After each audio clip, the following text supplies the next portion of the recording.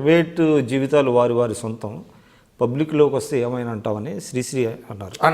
అంటే పబ్లిక్ లైఫ్లో వచ్చినప్పుడు మీ జీవితం మీ ప్రైవేట్ కాదు. అంటే పబ్లిక్ యాక్సెస్ ఉండాలి, రాజకీయ నాయకులను కలవాలి, ఇటువంటి ఎన్నో ఉన్నాయి పబ్లిక్ లైఫ్లోకి వచ్చినప్పుడు. పబ్లిక్ లైఫ్లోకి వచ్చినప్పుడు ప్రతి ఒక్కరు క్వశ్చన్ చేస్తారు. So that is their right. కానీ మీరు ఏంటంటే మేము అంటే పరిమితంగానే పబ్లిక్ని కలుస్తాను, లేదా మేము కలవము, మాదే కరెక్టు, ఈ లైన్లోనే వెళ్తామని. పరిమితంగానే కలుస్తాననేటువంటి ధోరణి పవన్ కళ్యాణ్ గారికి మాకు ఉండదు. అలా పరిమితంగానే కలిసేటట్టయితే ఇవాళ ఉద్దానం సమస్య కానీ, మొన్న యాక్వా ఫుడ్ పార్క్ సంబంధించి మా పార్టీ అధినేత పంపించినటువంటి టీం అయితే కానీ, మేము అక్కడికి వెళ్ళి ప్రత్యేకంగా మేము చేసిన పోరాటాలు అయితే కానీ ఎవ్వరూ కలవకుండా ఉంటే ప్రజా సమస్యలు మా పార్టీ అధినేత దగ్గరికి ఎలాగెళ్తున్నాయి? ఒకటే స్ట్రైట్ క్వశ్చన్ సార్, ఎవరు కలవడానికి యాక్సెసే లేదు. మరి మా పార్టీ అధినేత దగ్గరికి ప్రజా సమస్యలు ఎలాగెళ్తున్నాయి, ప్రజల మీద సమస్యల మీద ఆయన ఎలా పోరాటం చేస్తున్నారు? అది తీవ్రంగా ఖండించదగ్గ విషయం. మా పార్టీ అధినేత కళ్ళు ప్రతి కార్యకర్త కార్యాచరణ మీద ఎవరేం చేస్తున్నారు, ఏ జిల్లాలో, ఏ ప్రాంతంలో, ఏ టౌన్లో ఎవరు యాక్టివ్గా ఉన్నారు, ఎవరు ఇన్యాక్టివ్గా ఉన్నారు, ఎవరు క్లెయిమ్ చేసుకోవడం చేస్తున్నారు, ఎవరు స్వార్థపూరితంగా టోటల్గా బ్లంట్గా దీన్ని ఏదో అడ్డుపెట్టుకుని ఏదో చేయాలనుకునే ధోరణిలో ఉన్నారు, ఎవరు ఉన్నారు, అన్ని రిపోర్ట్స్ మా పార్టీ అధినేత దగ్గర ఉన్నాయి సార్. అతి కీలకమైన సమయంలో రిపోర్ట్స్ ఏ రకమైన రిపోర్ట్స్? ప్రతి కార్యకర్త మీద, ప్రతి క్యాండిడేట్ మీద, ప్రతి ఆస్పిరెంట్ మీద పవన్ కళ్యాణ్ గారికి పూర్తి స్థాయి అవగాహన ఉన్నది. ఎవరిని పబ్లిక్ ఫోరంలో పెట్టాలా, ఎవరిని ఫోర్ ఫ్రంట్లో పెట్టాలా. అంటే 13 జిల్లాల్లో పార్టీని ఏ విధంగా నిర్మాణం చేయాలి? ఒక్క 13 జిల్లాలే కాదు సార్, ఇరు తెలుగు రాష్ట్రాల్లో కూడా జనసేన ప్రాబల్యం ఉంటుంది కనుకే ఫస్ట్ అండ్ ఫార్మోస్ట్ తెలంగాణ మీద ఆయనకు ఉండేటువంటి మమకారం, ఫస్ట్ నుంచి తెలంగాణతో అసోసియేట్ ఆయన జీవన శైలి కొనసాగినటువంటి విధానంలో తెలంగాణలో మొట్టమొదటిసారిగా పార్టీ నుంచి అఫీషియల్ వాయిస్ వినపడేటట్టుగా మైదర్ రెడ్డి అన్నను, శంకర్ గౌడ్ అన్నను అనౌన్స్ చేయడం జరిగింది. పార్టీ మీడియా హెడ్ కింద హరిప్రసాద్ అన్నను పెట్టడం జరిగినది.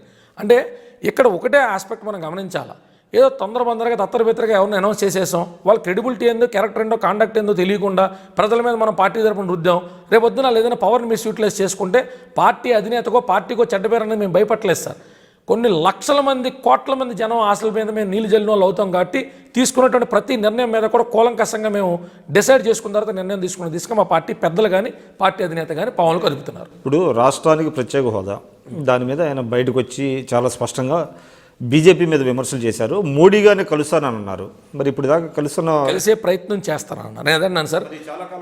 అయ్యో ఎందుకు చేయలేదు?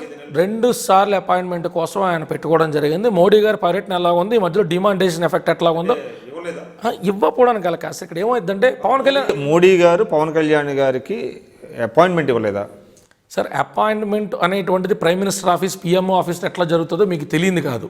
అది డిఫరెంట్ లెవెల్స్ ఆఫ్ పర్సూయింగ్కి వెళ్ళిన తర్వాతే దానికి సంబంధించి ఎస్ ఆర్ నో అనేటువంటిది వెలువడుతుంది. మనం అర్జీ పెట్టుకోగానే పిలవలేదు కాబట్టి అది నో అంటారు అనుకుంటే that is not the right way to take it అంటాను నేను. ఒక పిఎంఓ ఆఫీసర్, మన రాష్ట్రం కాదు, మనలాంటి 29-30 రాష్ట్రాలకు సంబంధించినటువంటి ఒక అధినేత దగ్గర ఒక అపాయింట్మెంట్ గురించి మన రాష్ట్రంలో ఉన్న ఒక కీలకమైన సమస్య గురించి అడ్రస్ చేయడానికి వెళ్ళినప్పుడు ఒక 15 మినిట్స్, 30 మినిట్స్, 10 మినిట్స్ ఆయన అపాయింట్మెంట్ మనం కోరినప్పుడు డిఫరెంట్ లెవెల్స్ ఆఫ్ పర్సూయింగ్లో ఉంది. వాళ్ళు పరిశీలిస్తున్నారు. అది త్వరలో గుడ్ న్యూస్ వింటామని అనుకుంటున్నాం. అంటే ఇప్పుడు జనసేనకి అంటే కార్యకర్తలు కానివ్వండి, లక్షలాది మంది ఉన్నారు, చాలామంది ఉన్నారు.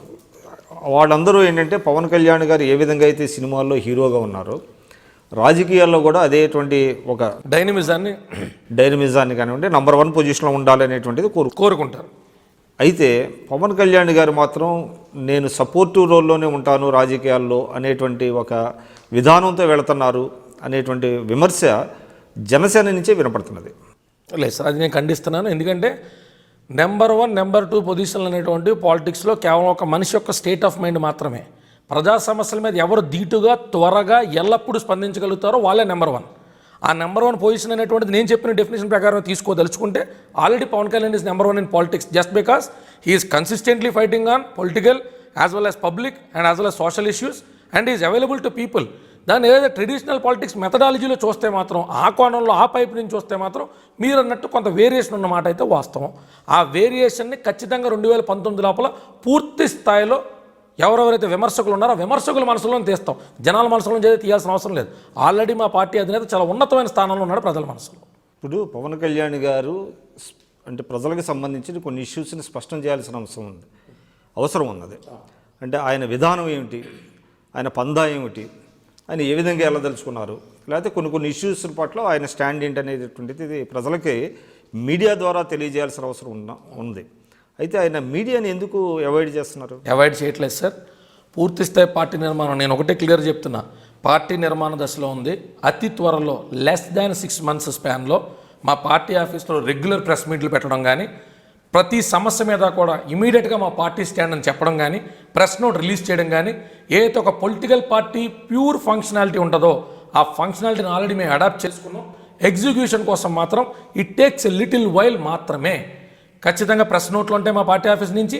ప్రతి సమస్య మీద కూడా మా పార్టీలో ఉండేటువంటి ఇంటలెక్చువల్స్ కానీ, స్పోక్స్ పర్సన్స్ కానీ, రిప్రజెంటేటివ్స్ కానీ ఖచ్చితంగా సార్ ప్రతి సమస్య మీద చంద్రబాబు నాయుడు మాట్లాడక్కల్లా, ప్రతి సమస్య మీద జగన్మోహన్ రెడ్డి మాట్లాడక్కల్లా, కీలకమైన అంశాల మీద వాళ్ళు స్పందిస్తారు. మిగతా రోజువారీ సమస్యల మీదో, ప్రభుత్వం వైఫల్యం చెందుతున్నటువంటి అంశాల మీదో పార్టీ యొక్క వాయిస్ వినపడడం అనేటువంటిది ముఖ్యం.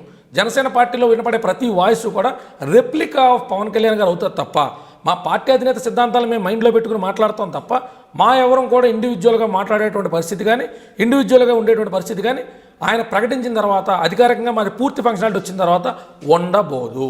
మేమేం మాట్లాడినా మా పార్టీ అధినేత యొక్క సిద్ధాంతాలనే మా లాంగ్వేజ్లో చెప్తాం తప్ప, మా ఎవరికి ఇండివిజువల్ థాట్స్ కానీ, థాట్ ప్రాసెస్లు కానీ ఉండవు. అలా ఉంటే అది పార్టీ అవ్వదు.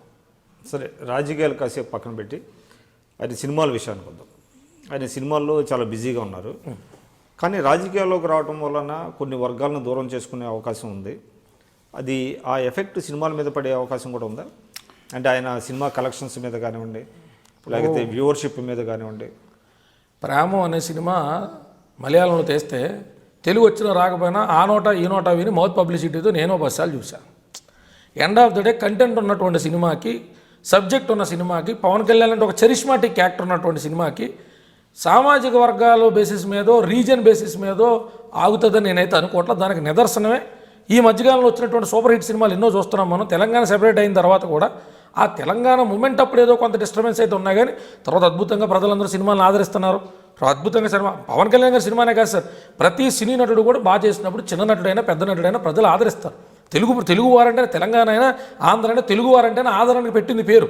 అలానే పవన్ కళ్యాణ్ గారి సినిమా అంటే గుండెల్లో పెట్టుకుని ఆరతలు పడతారు సార్, దాంట్లో నో డౌట్ ఎందుకంటే రాజకీయాలకి పవన్ కళ్యాణ్ గారి సినిమా ఆదరణకి ఎట్టి పరిస్థితులు ఏ విధమైన సంబంధం ఉంటుంది. 200% ఎప్పుడు ఉండేటువంటి రీతిలోనే is a supreme hero, super star.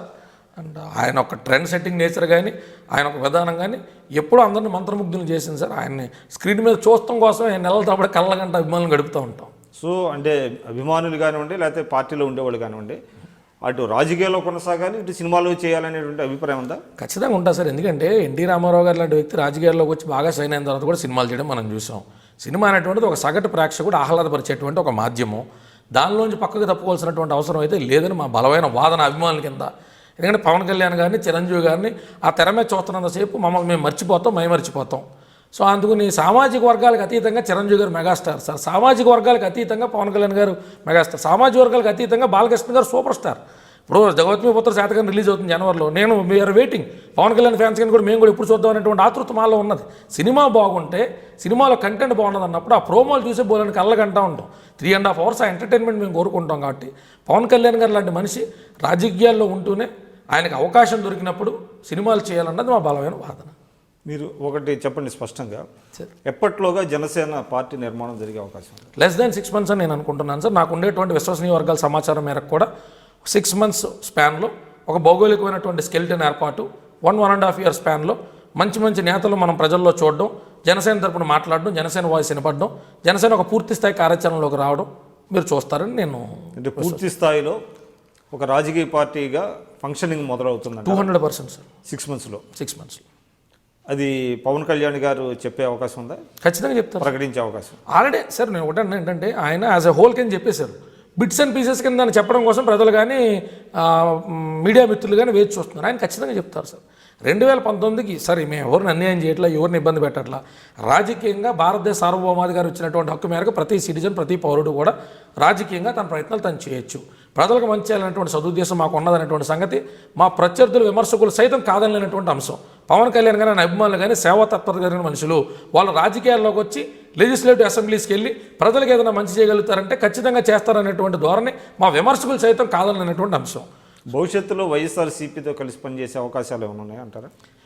లేదండి సార్. ఇప్పుడు మా పార్టీ అధినేత స్టాండ్ ఏది ఉన్నా కూడా మేము కాదన్నాం. మాకు ఇండివిజువల్గా పార్టీ కలయికల వరకు మేము మాట్లాడకూడదు. ఏదన్నా కూడా ప్రజలకు మంచి జరుగుతుందని మా పార్టీ అధినేత విశ్వసిస్తే ఆయన యొక్క విశ్వాసానికి కట్టుబడి ఉంటుంది తప్ప ఇండివిజువల్గా మాకు టేస్ట్, స్మెల్ ఆర్ డిఫరెన్షియేషన్ మాకు ఉండదు. మా పార్టీ అధినేత చూపించేటువంటి రుచులే మాకు రుచులు, వాసనలే సువాసనలు. ఆయన ఏం చేస్తే మాకు అదే పారమార్థికం.